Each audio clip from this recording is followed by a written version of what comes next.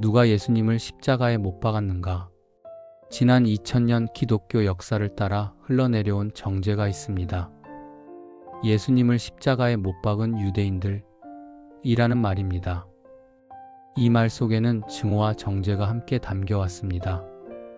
그러면 정말 성경이 그렇게 말하고 있는지, 혹은 우리의 선입견인지 우리는 성경 앞에서 다시 물어야 합니다. 그래서 십자가 사건에 연관된 본문들을 따라가 보겠습니다. 누가 예수님을 넘겨주었는지 살펴보겠습니다. 누가 실제로 못을 박았는지 확인해 보겠습니다. 그리고 성경의 증언과 예수님의 말씀을 함께 들어보겠습니다. 그렇게 따라가다 보면 확인되는 사실이 있습니다. 예수님의 십자가 사건은 한 사람, 한 집단으로 설명되지 않습니다. 위로는 하나님으로부터의 섭리가 있습니다. 그 가운데 예수님 자신의 의지도 있습니다. 또 유대인과 이방인이 얽혀 있습니다. 여기에 마귀의 음모도 함께 엮여 있습니다. 그러므로 유대인만 정죄받아 마땅하다는 단정은 옳지 않습니다. 실제로 조롱하고 채찍질하고 십자가에 못 박는 집행은 이방인들의 손으로 진행되었습니다. 그러나 동시에 유대 지도층의 음모와 군중의 가세도 있었습니다. 이 모든 것이 얽혀 한 사건을 이룹니다. 결국 우리는 어디에 서야 합니까? 유대인과 이방인을 나누어 정죄하는 자리에 서는 것이 아닙니다. 예수님 앞에서 바로 내 죄 때문에 십자가가 세워졌음을 고백하는 자리에 서야 합니다. 그 겸손한 고백이 십자가의 의미에 합당합니다. 누가 예수님을 십자가에 못 박았다고 성경이 말하는지 구체적으로 살펴보겠습니다. 1. 요한복음 19장 2절에서 3절. 로마 군인들이 예수님을 조롱했습니다. 당시 로마 군대에는 주변 이방인 용병들이 주축으로 섞여 있었습니다. 조롱은 단지 언어의 문제가 아니라 십자가로 가는 길의 폭력적 분위기 전체를 보여줍니다. 2. 요한복음 19장 10절에서 11절. 빌라도는 내가 너를 놓을 권세도 있고 못 박을 권세도 있다고 말합니다.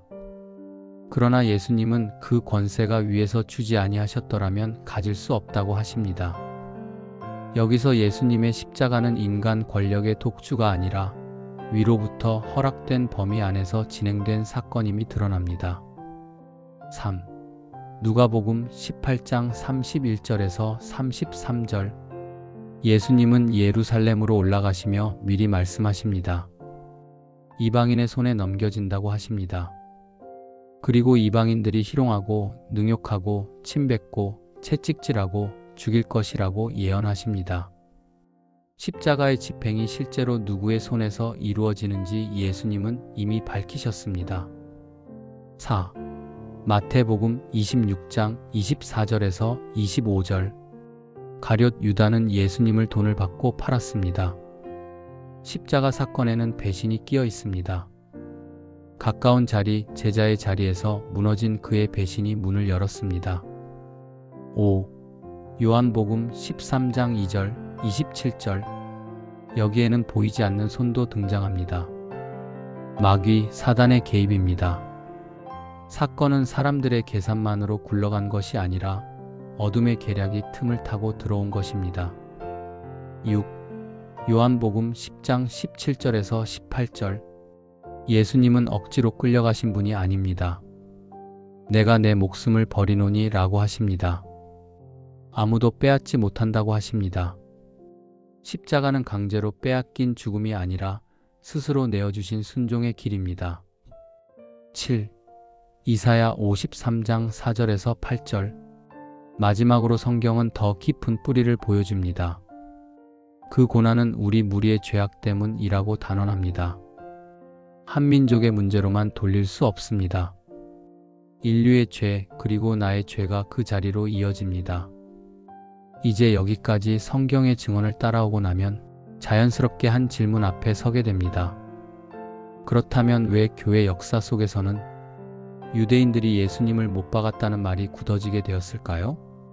이 부분을 이제 차분히 살펴보겠습니다. 1. 유대인들이 예수님을 못 박았다는 정죄는 어떻게 생기는가? 교회가 전통적으로 가르쳐온 말이 있습니다. 유대인들이 예수님을 못 박았다는 말입니다. 이 말이 굳어지면 어떤 일이 일어납니까?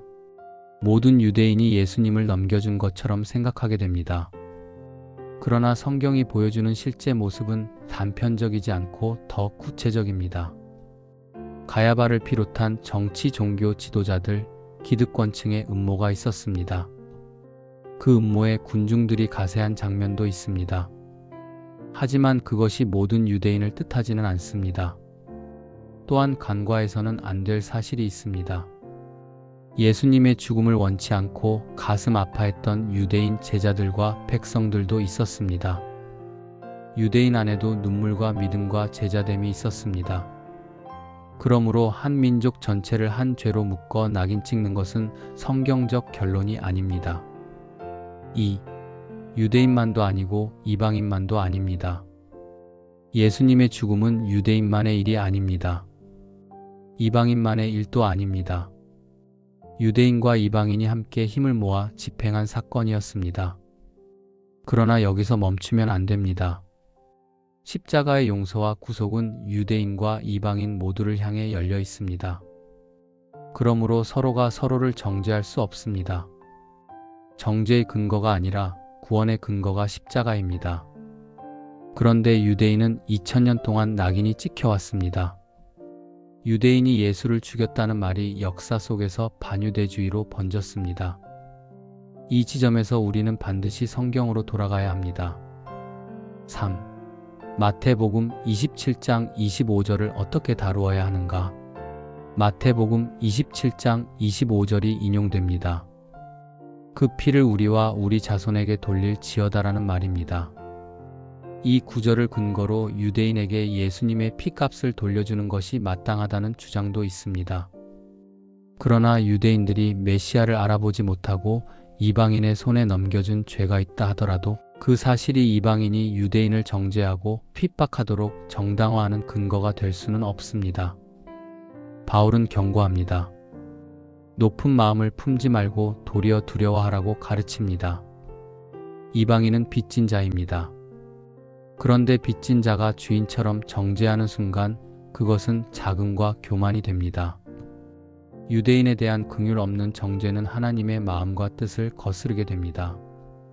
우리 이방 세계의 구원과 복음의 확산을 위해 잠깐 눈이 가리운 유대인들의 회복을 위해 하나님은 기도하고 간구하는 사람을 찾고 계십니다. 그러므로 반유대주의의 흐름과 다양한 형태를 바르게 살펴야 합니다. 회개해야 합니다. 대적해야 합니다. 4. 십자가 위에서 예수님이 보여주신 마음.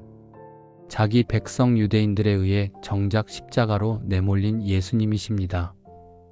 그런데 예수님은 십자가에 달리신 중에도 중보를 멈추지 않으셨습니다. 예수님은 기도하셨습니다. 아버지여 저들의 죄를 용서해 주소서.